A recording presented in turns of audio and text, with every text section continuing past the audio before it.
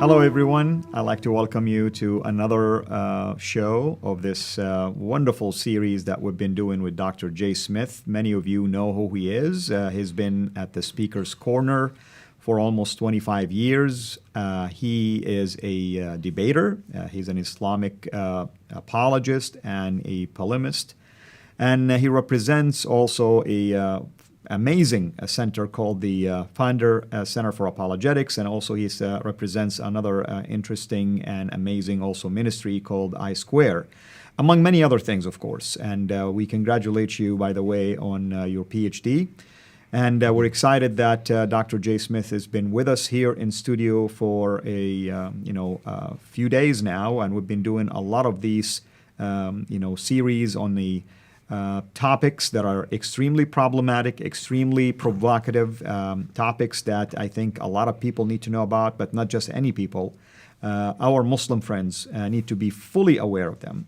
And as a former Muslim myself, who grew up, born, raised in Saudi, and used to think one way about Islam and its history and its book and its man, I find it fascinating, of course, now that we are discussing new discoveries that contradicts a lot, if not all, of the traditional views within the Islamic scholarship.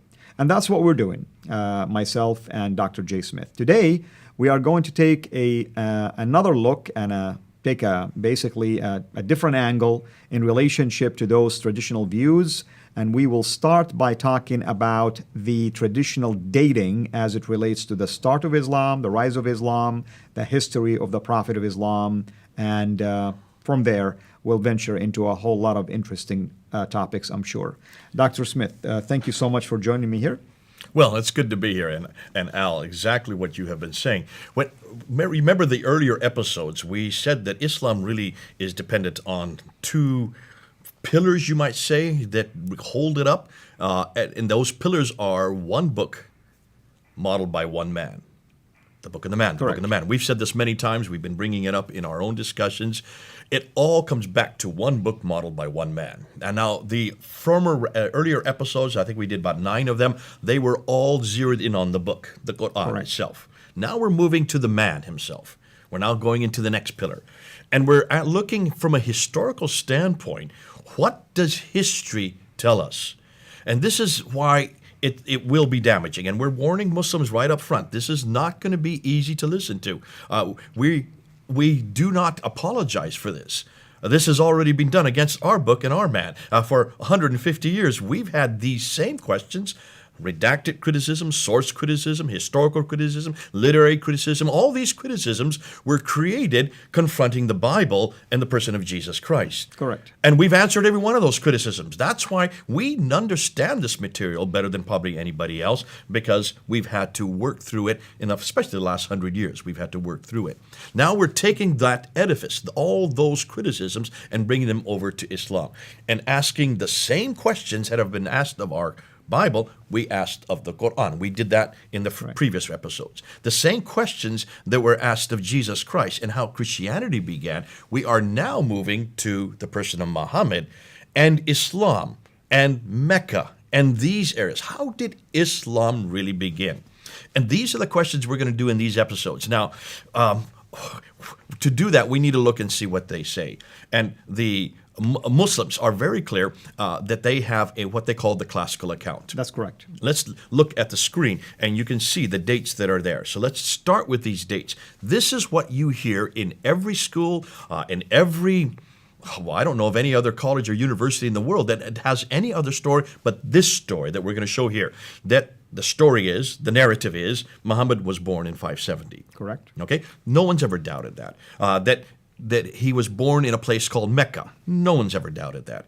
That in 610 he was in a cave, and angel Jibril, as we know Gabriel in the Bible, came down, and as we said in the previous episode, said, Akra, read. And his response was, Ma Akra, I cannot read. Squeeze 3 times, and he goes back to Khadija, his wife, and she does a little test, have him sit on either knee, then disrobe and ask him, was this really an angel? And that proved that that this was something authentic. And then she goes and has him talk to her cousin, Waraka ibn Nawfal.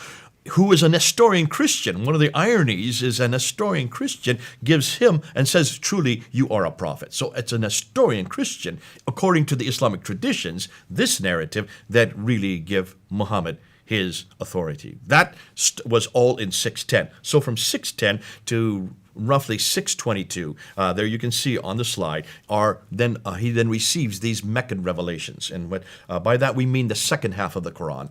That's right, and it's very distinguishable, of course, in style and format and everything And else. how is it distinguishable? I mean, it's known to be short, poetic rhymes. A lot of young Muslim kids, usually start there and by memorizing. And most of the Meccan material we can accept. There's not too much that we would have a problem with. That's right. God is up here, man is down here. Correct. God does not enter time and space. There's nothing between God and man. So he needs these intermediaries called these Rasuls, these Nabis, and many of the stories there are about biblical characters. They're not the same stories you and I have, and they do not equate with the Bible as we talked yesterday. That's correct. But that Meccan material is the easy material. That's the acceptable material. Correct. Then he moves in 620, before that, in 621, as you can see in the narrative, he is woken up in the middle of the night, told to get on the back of a winged horse called the Burak, and he flies from Mecca up to Medina and then goes up to the seven heavens. To Jerusalem, you mean. Miraj, yeah. Sorry, did I say? I'm sorry, Jerusalem, Yeah. and that's where the Dome of the Rock supposedly That's is situated, where that happens, where he then goes up. We're going to come back to the Dome of the Rock, hugely significant later on in these episodes. But that's where called the Miraj. How do you Mi'raj, pronounce yes. it? Yes, Mi'raj. Miraj. So Yeah. I'll let you do the pronunciation so I don't desecrate it and make a fool of myself.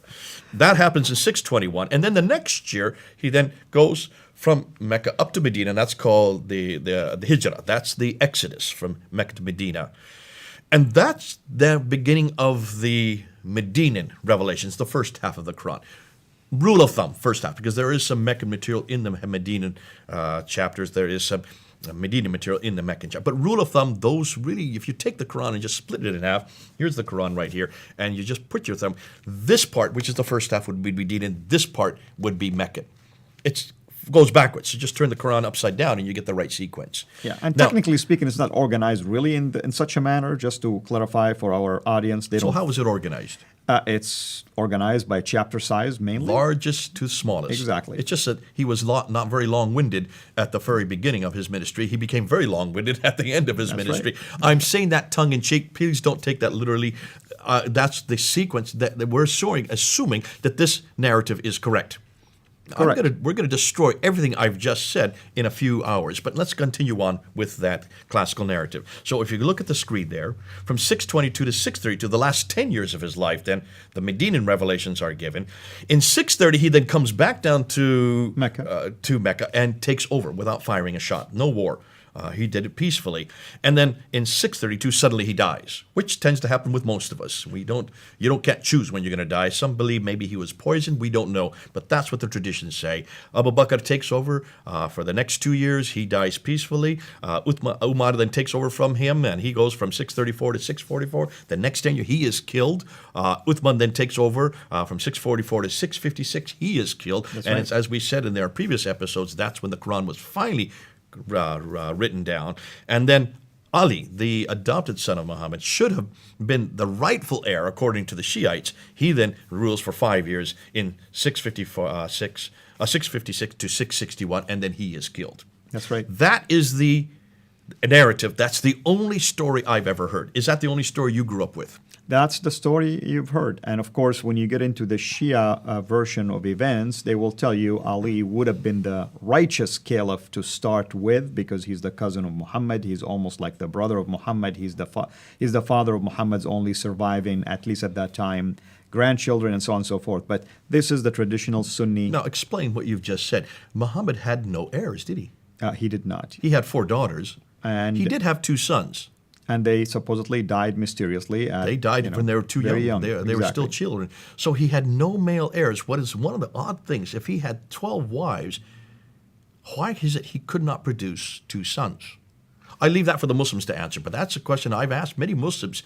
He's not much of a model as far as if you want to ask for his fidelity. Not fidelity, but certainly that's the whole other question. But certainly he was able to produce 2 sons. That's ironic in and of itself. But what we do know is Ali was the one that, according to the Shiites, should have been the rightful heir Correct. because he was part of the family. Correct. Now, do you know any other story? Now, I'm not giving you everything. This is just the skeleton. Do you know any other story besides this? I mean, this is pretty much what every Muslim needs to know about. Of course, you learn later that there was a biography about Muhammad, Sirat Rasulullah. Okay, now before you that get into talked that, about let's just that. look at this graph again. This everything you see in red, in that dotted red line, is what we're talking about. Those are the dates. With the birth of Muhammad 570 and the death 632. That's in that rectangular red dotted line. Correct. Now, let me ask you, we're talking about the 7th century. Certainly, that story, that narrative of Muhammad's life, what he did, how it happened, how Islam really began, how the Quran was finally tabulated, all that should have been written down by someone who was there, right? That's right. At least you would expect someone who was fascinated by the whole thing would have wrote it down. And there was no reason why they didn't know how to read and write at that time, correct? We know of people like Ibn Mas'ud and Ubay who wrote down even Revelations. Okay, it mentioned that they wrote it down. Now, was this story, that everything I've just told you, was it written in that red dotted area? No, it was written later. Oh, so let's look and see. Let's go up the slide again. This is not when it was written in the red area. It was written here. It was first written down by, the story of Muhammad's life was first written down by a man named Ibn Hisham. Hold on a minute. Ibn Ishaq. Okay, be careful. Ibn Ishaq is what is attributed. That's what Muslims That's right. claim. Correct. See, his name is there. Look, and you can see, we put it up there. Look at the date, 765, Ibn Ishaq. You notice I didn't put the red line around his name. Why haven't I done that? Because his material, at least most of it, is lost. Look, none of it exists. We don't have any documents today from Ibn Ishaq. The first documents we have are from Ibn Hisham. Look at the date, 833. Ibn Hisham takes what was given to him by his own teacher, who was a student of Ibn Ishaq. That's right. And throws out what he doesn't like and only retains what he does like, and then writes it down in and so that is the first tabulated biography that is extant today. And the interesting thing is he introduces also for the first time the genealogy of Muhammad in there. Interestingly, and this is in 833. That's correct. Now, let's do your math. 632 is when Muhammad died. 833 is when Ibn Hisham died. How many years have we got there? 201 years. 200 years.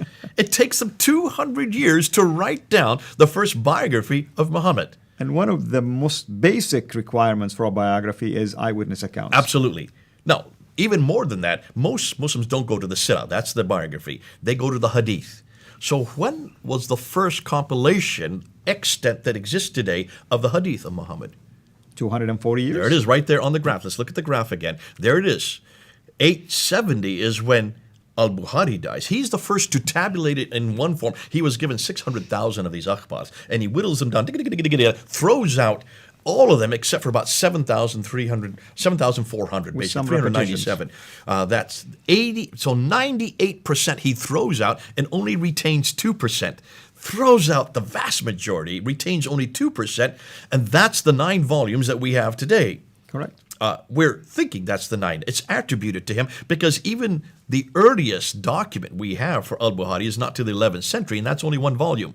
You have to go to the 17th century to get all 9 together. That's correct. This is, you can see there's an awful lot yet to do research on Al-Bukhari and whether or not he's even authoritative. Exactly, because the fundamental question is, do we have even an original manuscript for No, Bukhari? we don't. Not until the 11th century, and he was there in the 9th century. So it takes another 200 years before we even get a manuscript that we can even attribute to him, and that's only 1 volume of 9. So there you're talking about 240 years after the Prophet. When you get to the tafsir and the tahriq, which would be the commentaries that explain the Quran, and the tahriq, which would be the history of all of mankind up until the time of Muhammad, they are introduced by a man named Al-Tabari. Look on the graph again. You'll see when he died, 923. So that's the 10th century. So everything we know about Muhammad, everything, you can see it on this graph there, everything we know about who Muhammad was, what he did, comes from Ibn Ishaq, 765. We don't have his material, so we have to go to Ibn Hisham, 833, Al-Bukhari, 870, Al-Tabari, 923, and later. And I want to just make a comment right here. I'm going to ask my Muslim friends who are watching this, doesn't this prove to you that Islam is a man-made all the way? All the way. Hundreds of years later. Exactly. I mean, what else, what kind of evidence do you need to prove that it's 200 years later, you have information all of a sudden written about a man that lived 200 years earlier. Will you yourself write anything about somebody who lived 100 years earlier or 50 years earlier without a single eyewitness account and be able to publish it? Now, we're Christians. We go to Jesus Christ. Let's go up and look at the slide I want to put up next, because look at this slide. Here's a comparison. If we as Christians were dependent on who Jesus Christ was, what he did and what he said, and we know that immediately from the writings of Paul were written within 15 years of Christ's death. We know that the tafsir, let's do like with like. The Sirah of Jesus, which would be the biography of Jesus, would be Matthew, Mark, Luke, and John. Right? That's correct. That would be his life. The equivalent to that. Exactly. That's the black letter of the Gospels. That's correct. The Hadith, what Jesus said, would be the red letters. In my Bible, correct. we have red and black. What Jesus said is written in red. That would be the Hadith of Jesus. Correct. So we know that three of those, the Sirah and the Hadith of Jesus, were written at the latest 40 years after Christ's death for Matthew, Mark, and Luke. John would have been written within 60 years of Christ's death. And when you talk about equivalence, if you want to look at tafsir, that would be Paul's letters, would be the tafsir. They were written within 15 years of Christ's death. They begun to. That's right. If you want to talk about the history, that would be the book of Acts. That's correct. Would be the history of the early church. And written probably within Between also 52 and 62 AD right. by Luke. So there you have the Sirah, the Hadith, the Tafsir, and the Tarikh of Jesus, all written within 15 to 60 years of Christ's death. Look at the exact same genre for Islam, about who Muhammad was, what he said, and about the history of the early Islam. That is 200 to 300 years difference. If we were dependent on who Jesus was, and we had the very same type of material that Islam has about Muhammad and the beginning of Islam, we would know nothing about Jesus until the 3rd century. Correct. Matthew, Mark, Luke, and John would not have existed in the 1st century. We would be dependent on the 3rd century to even know who this man was, what he did. How would we defend him? And you know, brother, here is what troubles me is that Muslims keep always going back to the fact that the one of the P52 papyri, that it dates like 100 or to 110 AD. They're upset about that, and how can we even prove that any of the accounts are true? Yet it is still within the range versus the 300. Basically, what we're saying is Islam has a real problem here. Everything we know about who Muhammad was, how Islam began, what happened between him and his wives and his family, where even the name Mecca is nothing that exists in the 1st century, and we're going to get even better as we move into these episodes. We're going to now move into what the concern is of the historians.